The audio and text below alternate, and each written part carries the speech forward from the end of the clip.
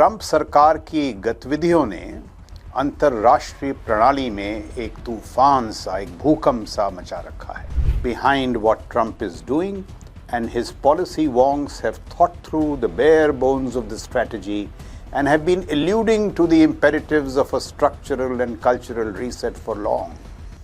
Only the rest of the world was not quite listening. Trump साहब की जो रणनीति है गाज़ा में, ग्रीनलैंड में, आर्कटिक में, इंडो पैसिफिक में, यूरोप में, इस सब के पीछे गहरा चिंतन मंथन है.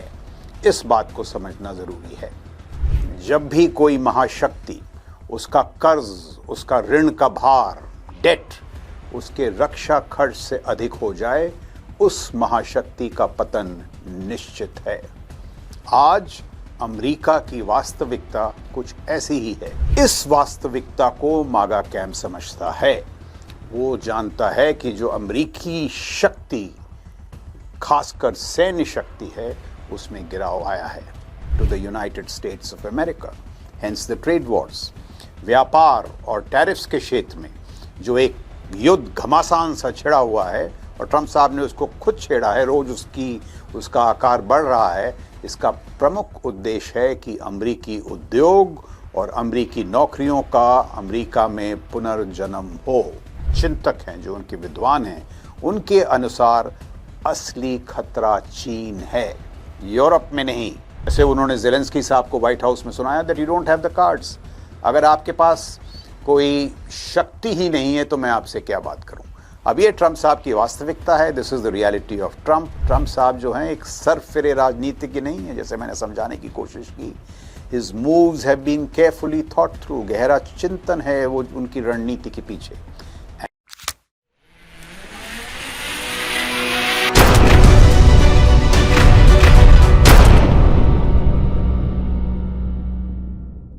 Jai Hind viewers, Namaskar. This week on Target, we will talk about national security opportunities in Trump 2.0. Trump साहब की ये जो दूसरी सरकार है, इसमें भारत के दृष्टिकोण से राष्ट्रीय सुरक्षा में अवसर क्या हैं, उपलब्धियां क्या हैं, इसके बारे में हम बात करेंगे. That the Trump hurricane is taking the international order by storm is now manifestly clear. It is abundantly clear.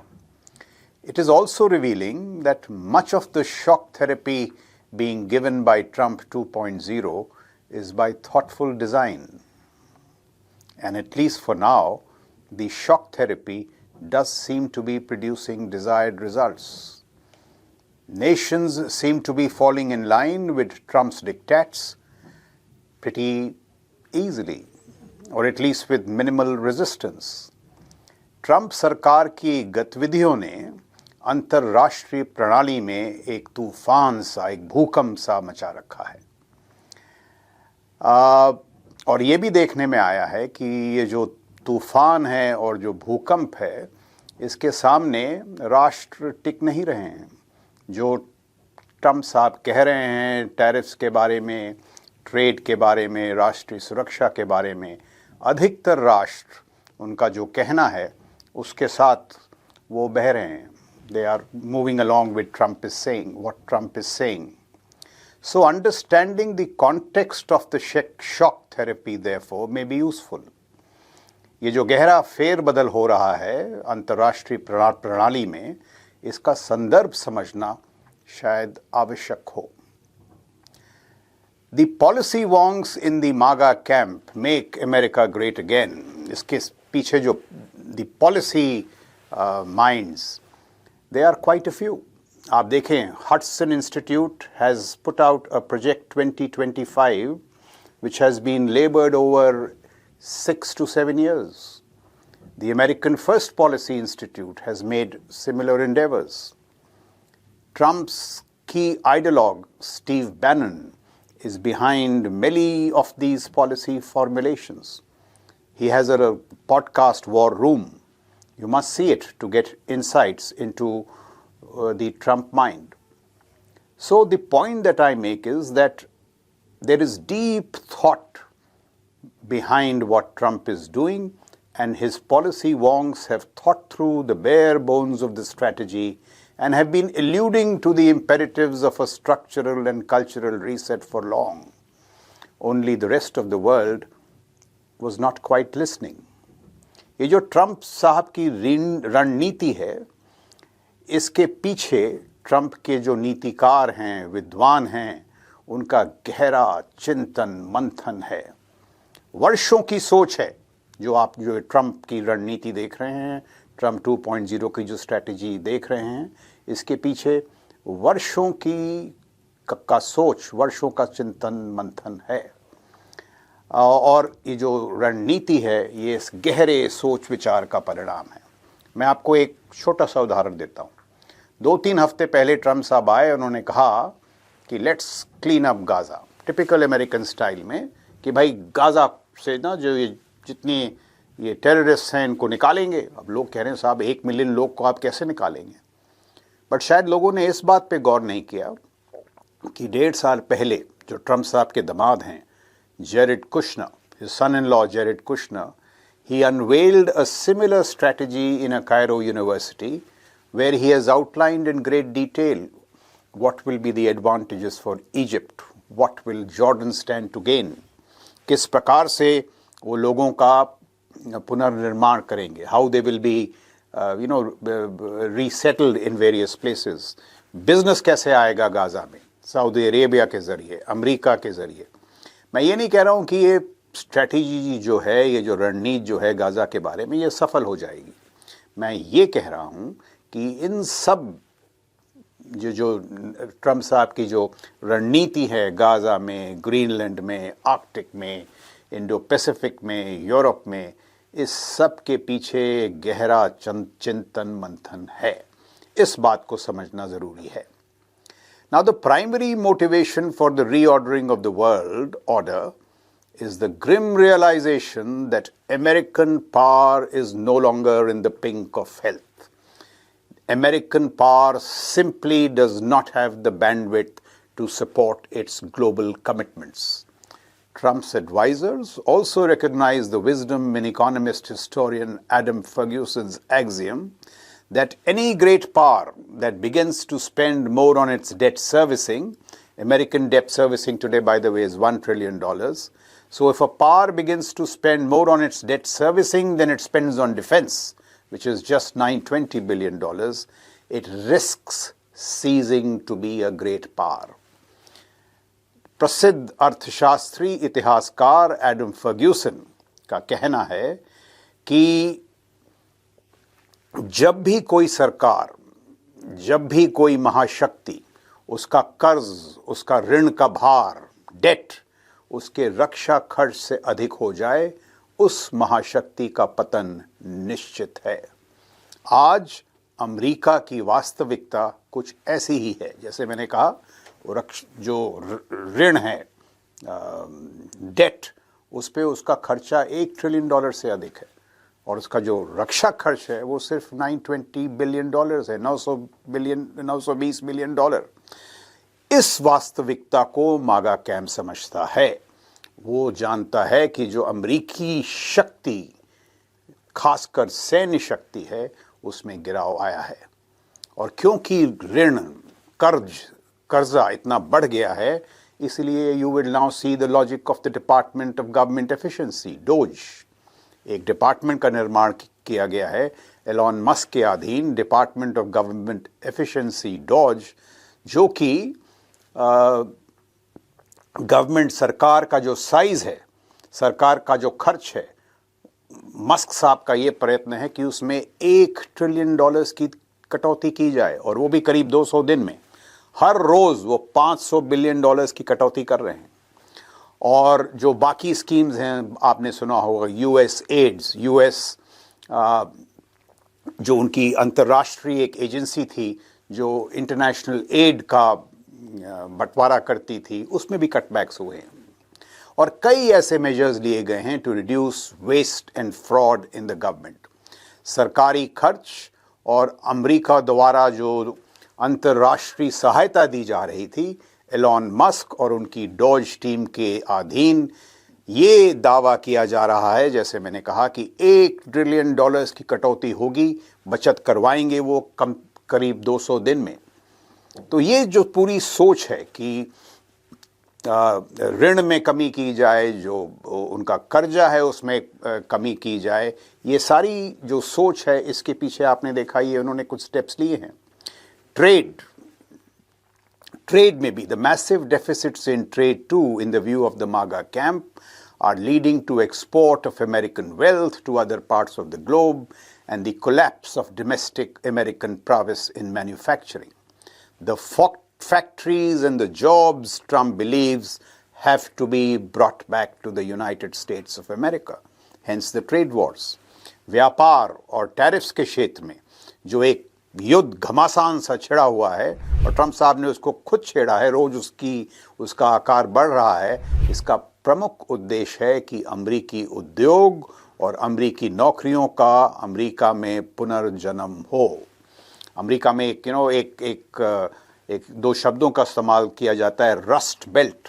जो पुराने उनके उद्योग थे वो अभी जंग खा रहे हैं। तो ट्रंप साहब का मानना है कि ये जो उद्योग हैं और ये जो नौकरियां हैं इनको दोबारा अमेरिका में इनका पुनर्जन्म हो, और उसके पीछे जो रणनीति है वो है टैरिफ्स की, कि साहब आप टैरिफ्स बढ़ाएंगे तो जो महानुभाव उद्योग चलाते हैं वो कहेंगे साहब टैरिफ्स इतने ज़्यादा हैं तो हम अपनी फैक्ट्री ही ले चलते हैं अमेरिका। कुछ ऐसे कदम उठाए गए हैं, जैसे आपने देखा TSMC ने एक फैक्ट्री लगाने का ऐलान किया है। कुछ साउथ कोरियन कंपनीज ने ऐलान किया है कि वो एक बार फिर अमेरिका में फैक्ट्रीज की स्थापना करेंगी। ट्रंप साहब की नज़र जो रक्षा खर्च है उस पर भी है। The $920 billion American military enterprise, 880 bases, 80 countries, boosted by 11 aircraft carriers, which undergirds American power across the globe, the MAGA camp knows is plagued similarly by bloat and has degenerated into this opera of failing deterrence. ये जो $900 billion का रक्षा खर्च है जो उनके सैन्य तंत्र पे, उसके बावजूद जो ये सैन्य तंत्र है इसकी जो हाल ही में जो इनकी परफॉर्मेंस रही है वो अच्छी नहीं रही है। आपने देखा अफगानिस्तान में क्या हुआ, यूरोप में जिस तरह से अमेरिकन डेटरेंस फेल हुई और पुतिन साहब ने हमला किया, हूथीज जो कर रहे हैं वेस्ट एशिया में।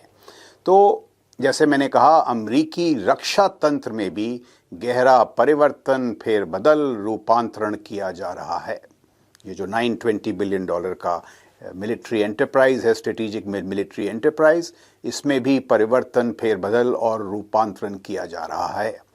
योजना बनाई गई है जिसका उद्देश्य ये है कि अमरीकी सैन्य तंत्र में पैनापन लाया जाए, उसे पुनः प्रबल बनाया जाए, जैसे कहते हैं लिथैलिटी, मिशन रेडीनेस।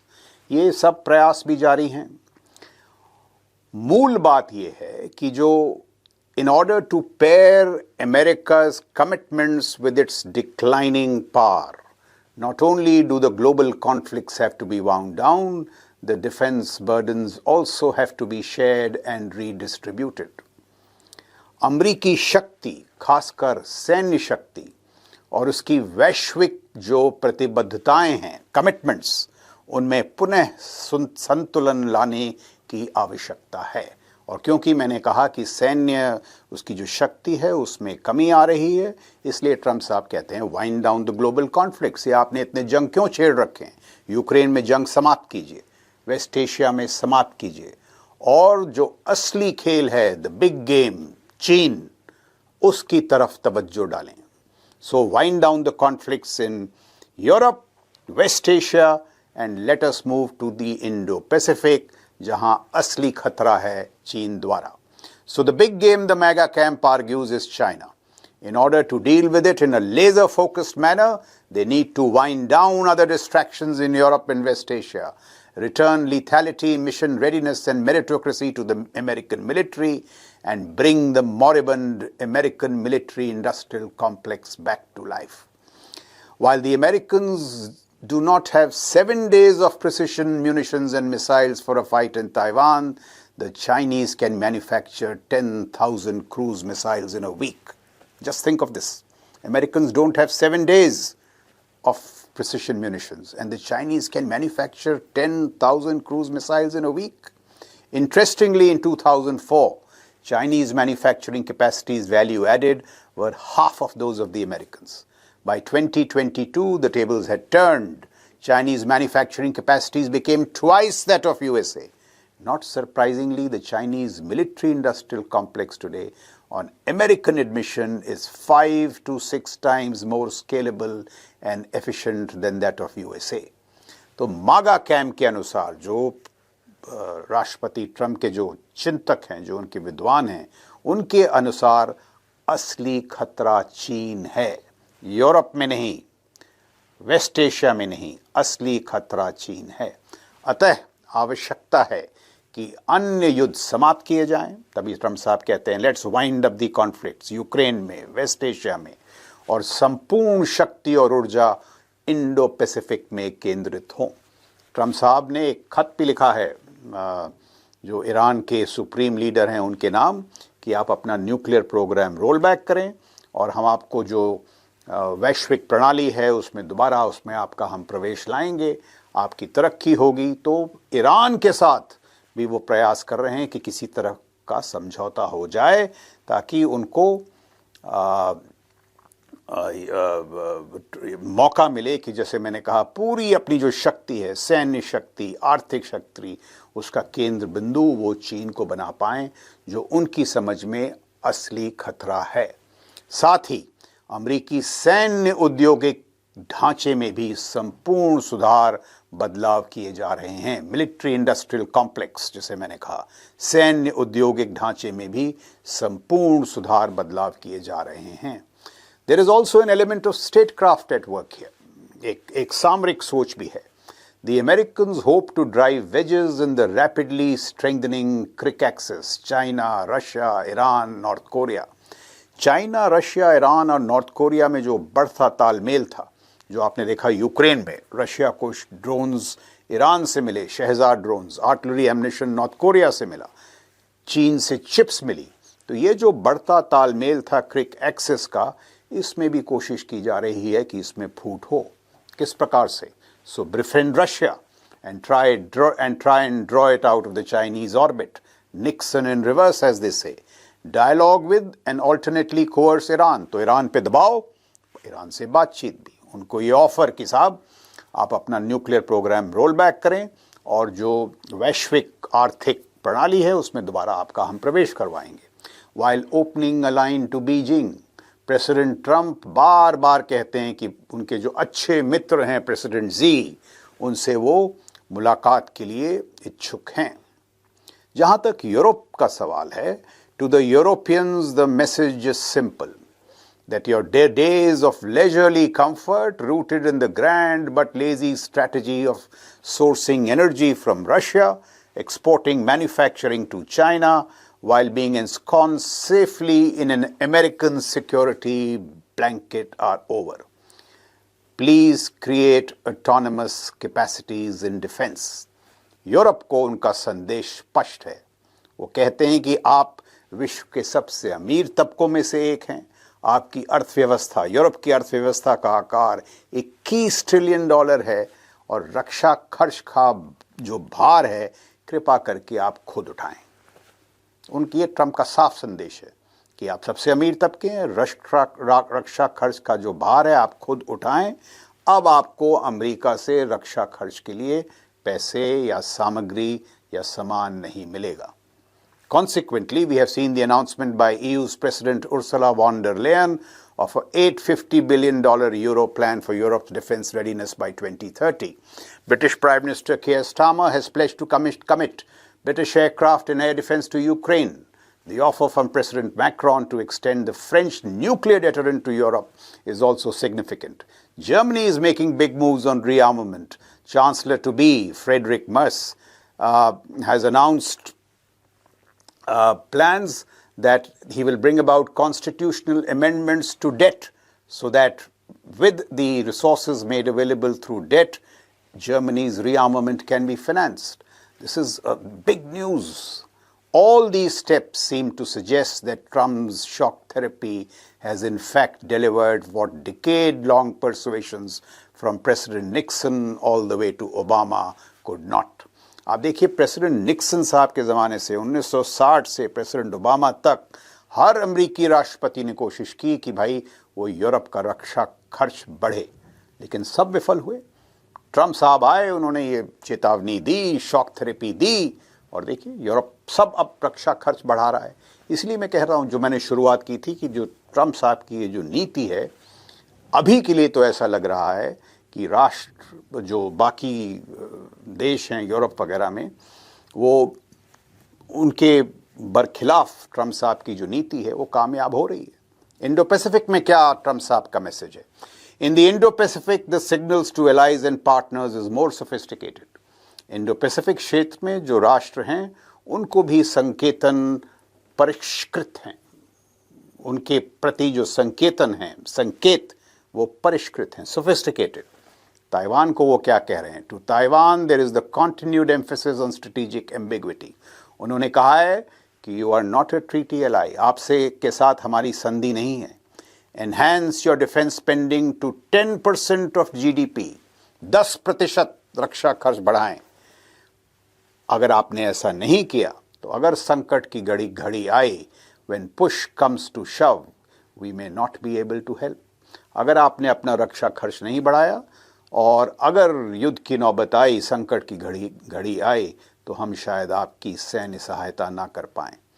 जो the new defence line for America, the new American defense line, it appears, will now run behind Taiwan, around Japan and South Korea, in the hope that the two countries will enhance their defense spending by a percentage point each. Japan और south Korea को Trump साहब का संदेश है कि आपके साथ तो संधि है, यू आर ट्रीटी एलाइज, संकट की घड़ी में आपकी सैन्य सहायता अवश्य करेंगे, लेकिन आप भी कृपा करके अपना रक्षा खर्च 1% से बढ़ाएं। So the overarching resounding message is this: American power is not in the best of health. The military needs to retreat to the Atlantic for repair and recoup. We cannot any longer afford to offer free lunches across the globe. So allies and partners, please smell the coffee and brace up. For starters, begin to resource your national security needs autonomously. Now we may choose to dub these moves as transactional, pragmatic or realistic. But the fact is that Trump 2.0 is determined to push these maxims, mantras in trade and defense to their logical conclusion. मेरा ये मानना है कि Trump साहब की ये जो strategy है, इसमें कोई ढील नहीं होगी। ये विश्व को समझना पड़ेगा, ये भारत को समझना पड़ेगा। इंटरेस्टिंगली, उनके ट्रम्प 1.0 पहले दौर में उनके एक डेप्टी नेशनल सिक्योरिटी एडवाइज़र थे, मैट पॉटिंजर। वो एक छोटी सी कहानी सुनाते हैं जिसके ज़रिए जो ट्रम्प साहब का जो माइंड है, उनकी जो सोच है, उसकी हमें झलक मिलती है। वो कहते हैं कि साहब, ट्रम्प साहब 1.0 में जब भी किसी हेड ऑफ गवर्नमेंट, किसी प्रधानमंत्री, किसी राष्ट्रपति से उनकी मुलाकात होती थी, तो उनके वो जो बड़े बड़े ब्रीफ्स पेश किए जाते हैं कि साहब उनकी इकोनॉमी ऐसी है, ट्रेड ऐसा है, डिफेंस ऐसा है, उनमें से बस उनको हल्का सा पढ़ के वो 3 सवाल पूछते थे। वो कहते थे, आप मेरे को ये बताइए कि जो टैरिफ्स है उसमें क्या स्थिति है, ट्रेड बैलेंस क्या है। दूसरा, जिस प्रधानमंत्री से मैं मिलने जा रहा हूँ उनका रक्षा खर्च कितना है, और तीसरा, उनके कार्ड्स क्या हैं और मेरे कार्ड्स क्या हैं। तो ये ट्रम्प साहब की जो स्ट्रैटेजी है बड़ी क्लियर है, ट्रेड, डिफेंस और कार्ड्स। मतलब जैसे उन्होंने ज़ेलेंस्की साहब को व्हाइट हाउस में सुनाया that you don't have the cards. अगर आपके पास कोई शक्ति ही नहीं है तो मैं आपसे क्या बात करूं। अब ये ट्रम्प साहब की वास्तविकता है। This is the reality of Trump which is revealed through these 3-pointed questions as revealed by Pottinger, and it gives a lovely insight into the Trump mind. Now, how do we interpret this? Transactional, commonsensical, or perhaps a bit of both? It may be wise to adjust to the core impulses of the Trump persona. मेरा ये मानना है कि जो Trump साहब की ये जो रणनीति है, इसको हमें विवेकपूर्ण इसका अध्ययन करना चाहिए, और जो बातें वो सही कह रहे हैं और जो हमारे राष्ट्रीय हित के बरखिलाफ नहीं है, उससे हमें सहमति बना लेनी चाहिए। ये अमेरिका के भी हित में है और हमारे हित में भी है। So in the face of these geopolitical and technological swivels, the age of Trump and the age of artificial intelligence seem to have been unleashed concurrently on us. What are the opportunities and challenges for India? How must we brace up?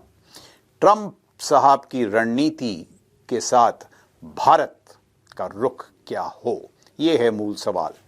Well, for one, while in the Trumpian world view, many of the European allies are pathetic dependencies, India is different.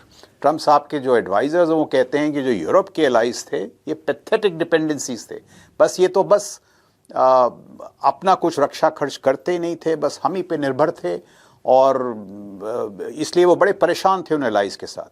जहाँ तक भारत का सवाल है, देखिए वो क्या कहते हैं। दे से इंडिया इज डिफरेंट.